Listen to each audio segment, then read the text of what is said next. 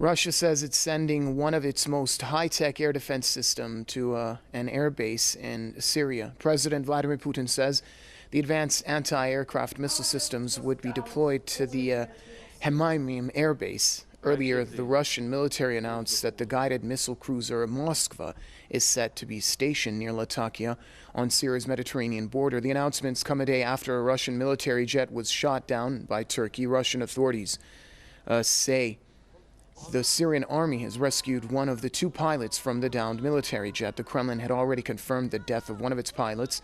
This is while the Turkmen militant group fighting the Syrian government earlier claimed to have killed both Russian pilots. Seek and destroy. Planes, helicopters, and even missiles, you name it. The S-400 Triumph can locate and hunt down almost any flying target. First, the target is spotted and identified. Then the system starts monitoring it, or following its course. Then the command makes the call to either eliminate the target or not. After getting the green light, the system opens fire. One of the strong suits of the system is its mobility. It can literally create full-scale air defense anywhere on the ground within minutes. Preparation takes not more than 5 minutes, and everything's done by 3 people, 1 officer and 2 conscripting soldiers. The system can shoot down objects as small as a soccer ball, even if they're flying at supersonic speeds.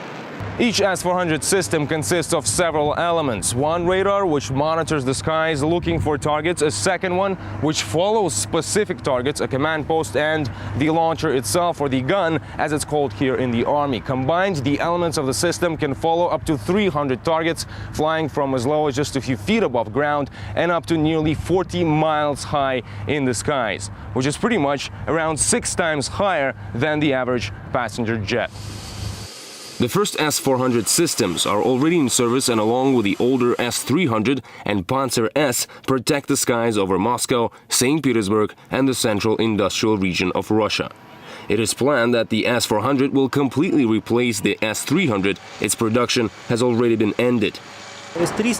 The S-300 is capable of intercepting targets not higher than 30 kilometers, which isn't enough since we're only covering small areas. But when the altitude capacity is raised, we can protect larger territories. Analysts say recent conflicts have shown how vital it is to have reliable defense, not only from threats from the skies, but from space also. And this is what the S-400 was designed to do. It can locate targets nearly 600 kilometers away and has a firing range of up to 400 kilometers. That's around 5 times more than its Western analog, the Patriot. There are no plans for exporting it just yet, giving Russia a chance for an unprecedented advantage against any threat from the skies for at least the next 20 years. Yegor Piskunov, RT, Southern Russia.